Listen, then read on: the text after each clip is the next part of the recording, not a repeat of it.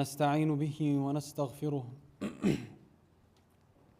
ونعوذ بالله من شرور أنفسنا ومن سيئات أعمالنا من يهده الله فلا مضل له ومن يضلل فلا هادي له وأشهد أن لا إله إلا الله وحده لا شريك له وأشهد أن محمدا عبده ورسوله وصفيه من خلقه وخليله بلغ الرسالة وأدى الأمانة ونصح الأمة وجاهد في الله حق الجهاد حتى أتاه اليقين فصلوات ربي وسلامه عليه وعلى آله وأصحابه ومن تمسك بسنته واكتفى بهديه بإحسان إلى يوم الدين يا أيها الذين آمنوا اتقوا الله حق تقاته ولا تموتن إلا وأنتم مسلمون يا أيها الناس اتقوا ربكم الذي خلقكم من نفس واحدة وخلق منها زوجها وبث منهما رجالا كثيرا ونساء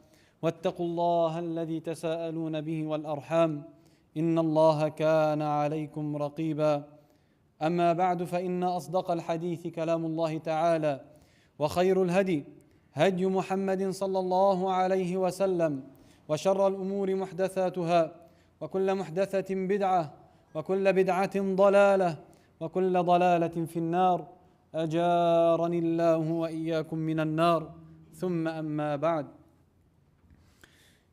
Continuing our series Purification before Adornment, the purification of one's soul, one's actions and one's scroll before entering upon Ramadan and adorning oneself with the piety of worship and iman.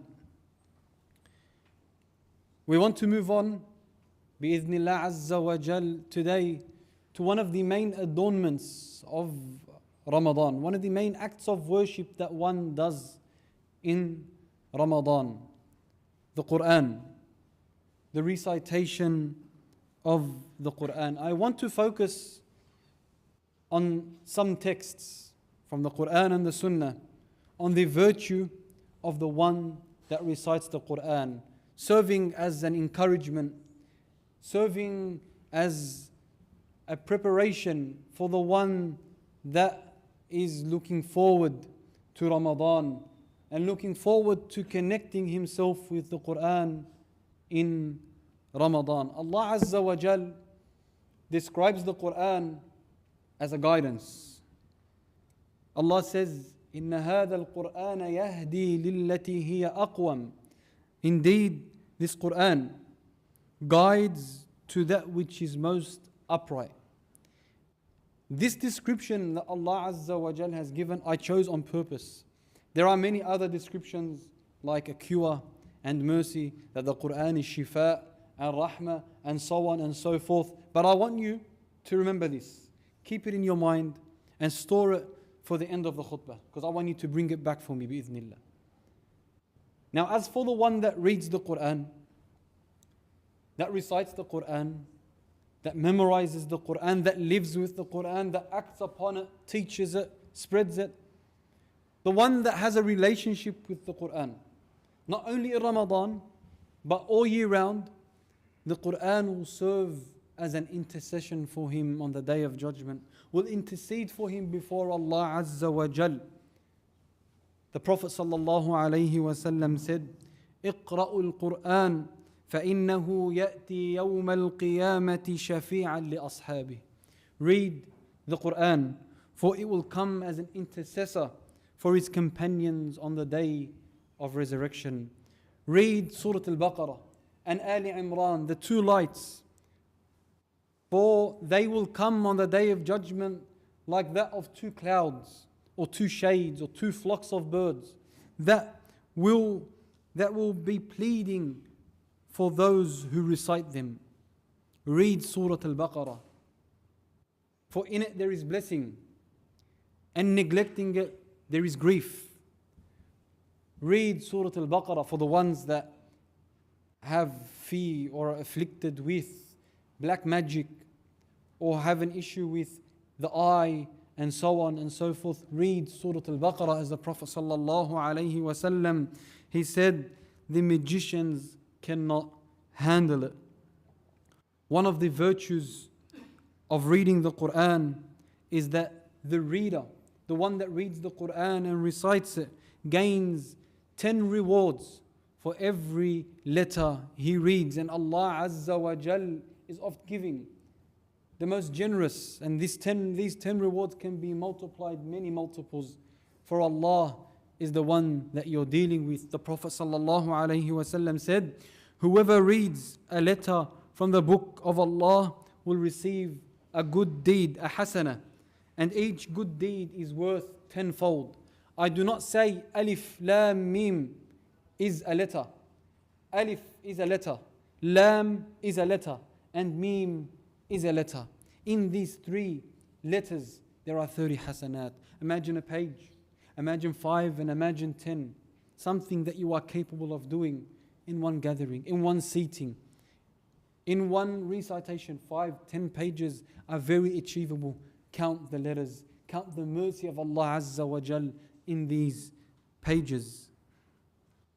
Amongst the secrets of reading the Qur'an is that the reader is honored by Allah Azza wa Jal on the day of resurrection, and he earns the satisfaction and the pleasure of Allah Azza wa Jal. As the Prophet sallallahu alaihi wasallam said, the Qur'an will come on the day of resurrection and will say regarding the one that took the Qur'an as a companion, it will say before Allah, "O Allah, honor him." So Allah Azza wa Allah adorn him. So Allah Azza wa Jal will adorn this person with a crown, the crown of honor.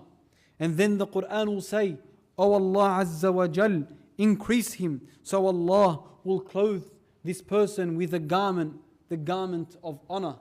Then the Qur'an will say, "O Allah, be pleased with him." So Allah will say, Allah Azza wa Jal will be pleased with him and will say to this person, read and recite and elevate.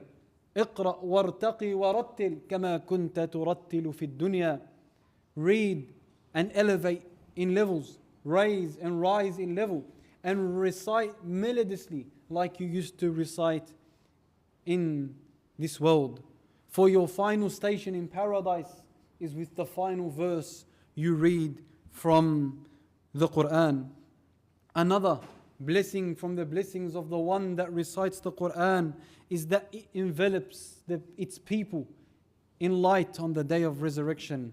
From one of the tremors of the hereafter is darkness. Even in this world, darkness is not something that mankind likes. In darkness, you have a sense of fear, a loss of direction, and so on and so forth.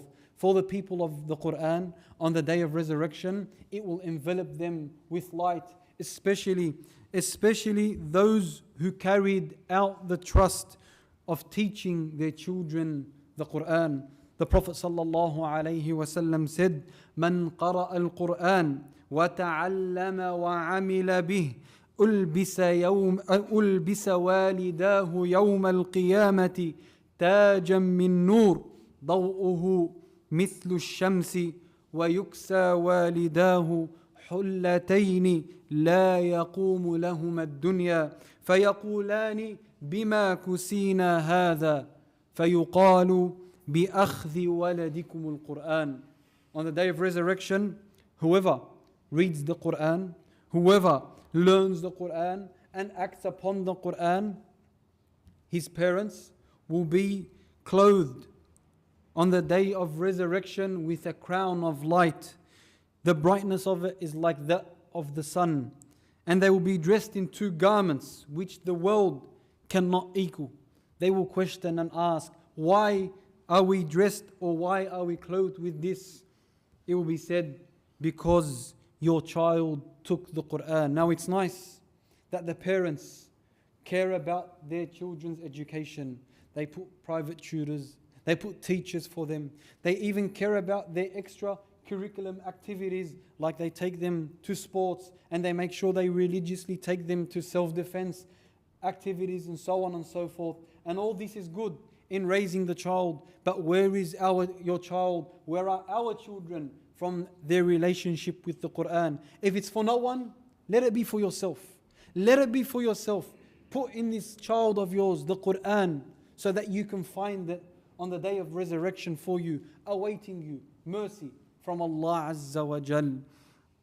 The one that recites the Qur'an is from a specific people, from a special people. He is from the selected people of Allah Azza wa Jal. Allah Azza wa Jal has a special people, has an honored and distinct people. The Prophet sallallahu alayhi wa sallam says, Inna lillahi minan nasi ahlin. Inna lillahi ahlina minan nas.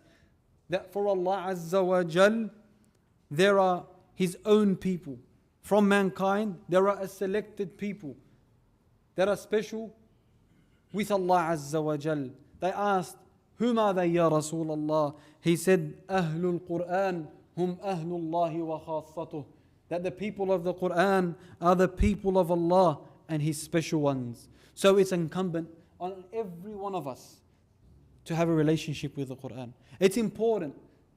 It's a life goal that each and every single one of us has a relationship with the Qur'an. Not in Ramadan only and exclusively in Ramadan, but a relationship with the Qur'an day in, day out. Our lives are supposed to be revolved around the Qur'an, not the Qur'an revolved around our lives. I ask Allah Azza wa Jal to forgive us and to allow us to be connected to the Qur'an. أقول ما تسمعون وأستغفر الله لي ولكم فاستغفروه فيا فوز المستغفرين.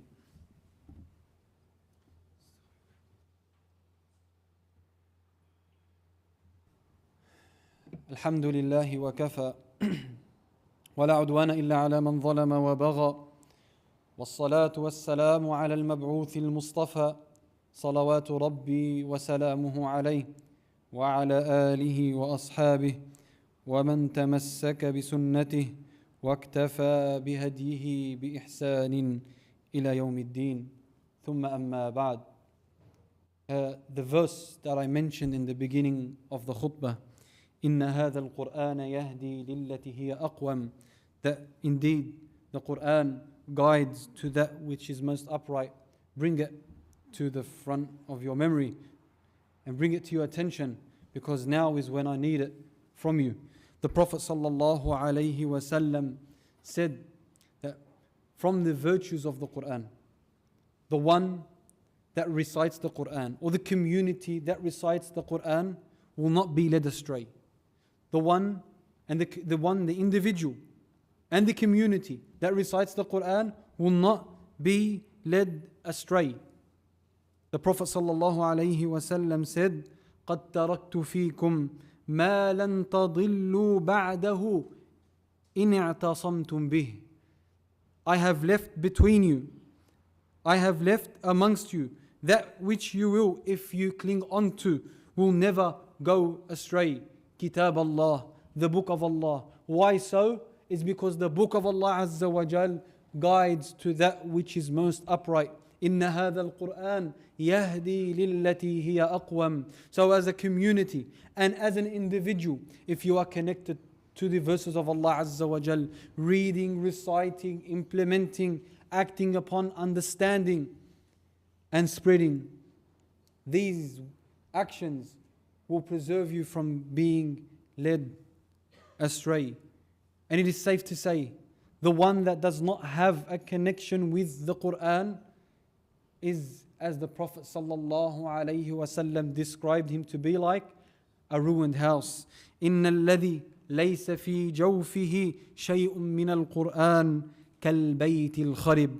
The one that has nothing of the Qur'an within his heart, then he is like that of a ruined house.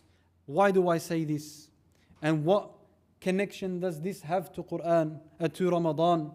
This month, the month of Sha'ban, is known to be the month of the Qurra, the month of those that recite the Qur'an. They would recite the Qur'an all year round, but they will increase in their recitation coming up to Ramadan. They will busy themselves with that which benefits them. They will busy themselves with the words of Allah, that which will benefit them in Ramadan. Don't be caught out in the traps of shaitan.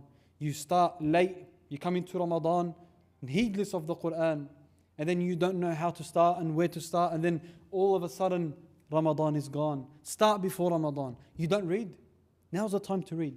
Open the Qur'an. It might be weird and awkward at the beginning. You've been so far away from this Qur'an, and now you want to approach it. I feel embarrassed. Don't feel embarrassed from Allah Azza wa Jal. He's the most forgiving. You don't know how to read? Now's the time to start learning. Now is the time to start learning. You know how to read? Perfect your recitation. You've perfected it. Start memorizing. You've memorized. Understand. Ponder. You understand and ponder. Implement and act upon. You implement and act upon. Spread and teach. There's always something to do with this eternal word, the eternal words of Allah Azza wa Jal. So be connected to it. Be connected to the Qur'an all year round, especially coming up into Ramadan in the month of Sha'ban. And don't fall into the traps of shaitan. Don't fall into the traps of shaitan in where he will catch you off guard. Where he will catch you off guard and derail you from that which you are supposed to be busied with. In your heart, there's only one or the other. The two opposites. You can either have the Qur'an, the words of Allah, or the shaitan and the words of the shaitan, evil speech. You can have music and everything that comes from the shaitan. It's either either. Either either. Now coming up into Ramadan, I must mention as a reminder for myself before others, when's Ramadan? When's Ramadan?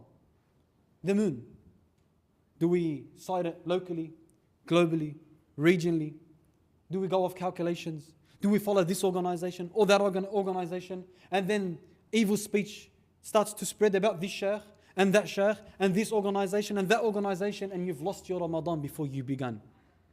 You busy yourself with something you do not. I begin with myself. We do not change. Even if we talk about it, are we going to be able to pull strings and make a decision and tell the Muslim community today or tomorrow is Ramadan? We're not. So why do we busy ourselves with something that will not benefit us? All it's going to bring is a burden upon us. We're going to speak haram about some sheikh or some organization and then burden ourselves with that. Leave it, my advice, leave it for those that will carry that burden on the Day of Judgment. Those that are authority, they will discuss this. They can differ, let them differ. Let them carry it. Don't carry it yourself. You will not be asked before Allah Azza wa Jal, why did you fast Monday or Tuesday? You will not be asked that. The one that takes that decision is the one that will carry the burden of the community. So don't busy yourself with that topic and destroy your Ramadan before it begins. The Prophet sallallahu alaihi wasallam, he says, "Man lam yada' qawl az-zur wal 'amala bih," the one that does not leave evil speech and acting upon it, then Allah is not in need of this person's hunger and thirst. Allah is not in need of this person's hunger and thirst. So be cautious, be aware, and be wary not to fall into the traps of shaitan. But you still haven't told us, who should we follow and what moon should we follow? You want my humble, personal advice that I take upon myself? Who do you trust with your aqeedah? Who do you entrust teaching you your creed? Because the one thing that is not compromisable on the Day of Judgment is your creed. إِنَّ اللَّهَ لَا يَغْفِرُ أَن يُشْرَكَ بِهِ وَيَغْفِرُ مَا دُونَ ذَلِكَ لِمَن يَشَاءُ. Who do you entrust teaching you who Allah Azza wa Jal is? Who do you trust? Who do you entrust teaching you how to get to Allah? This person, I believe you can trust him with the moon and telling you when to start fasting and not fasting. This person will have what it takes. If you trust him in guiding you to Allah, then trust this person in telling you when Ramadan is. And that's what I'll do. I'll be sitting down, awaiting a phone call from the one that I have entrusted with my aqeedah, and he will call me and he will say, tomorrow is Ramadan. Then I will say to my dependents, tomorrow is Ramadan. Whoever wants to fast, it's for him, and whoever doesn't, don't waste your Ramadan on something that will not benefit you at the end of the day. Fear Allah Azza wa Jal. Pay attention to Ramadan and how to benefit from Ramadan. start with the Qur'an. Start with the remembrance of Allah Azza wa Jal, and Allah will bless your Ramadan and allow it to flourish and allow you to benefit after Ramadan and give you that of mercy which you do not know. I ask Allah Azza wa Jal to allow us to witness this Ramadan and many Ramadans to come. And I ask Allah Azza wa Jal to make us from those that are saved from Jahannam this Ramadan. أقول ما تسمعون إن الله وملائكته يصلون على النبي يا أيها الذين آمنوا صلوا عليه وسلموا تسليما. اللهم صل على محمد وعلى آل محمد كما صليت على إبراهيم وعلى آل إبراهيم إنك حميد مجيد، وبارك على محمد وعلى آل محمد كما باركت على إبراهيم وعلى آل إبراهيم إنك حميد مجيد. اللهم اغفر للمؤمنين والمؤمنات الأحياء منهم والأموات بكرمك يا ربنا قريب مجيب الدعوات. اللهم ابرم لهذه الأمة أمر رشد يعز فيه أهل طاعتك ويذل فيه أهل معصيتك ويؤمر فيه بالمعروف وينهى فيه عن المنكر يا أكرم الأكرمين. اللهم كن لإخواننا المستضعفين المرابطين في غزة، اللهم كن لهم عونا ونصيرا، اللهم كن لهم عونا ونصيرا، اللهم اجعل لهم من ضيقهم مخرجا، اللهم اجعل لهم من ضيقهم مخرجا، اللهم اجعل لهم من ضيقهم مخرجا، إنك ولي ذلك والقادر عليه. وأقم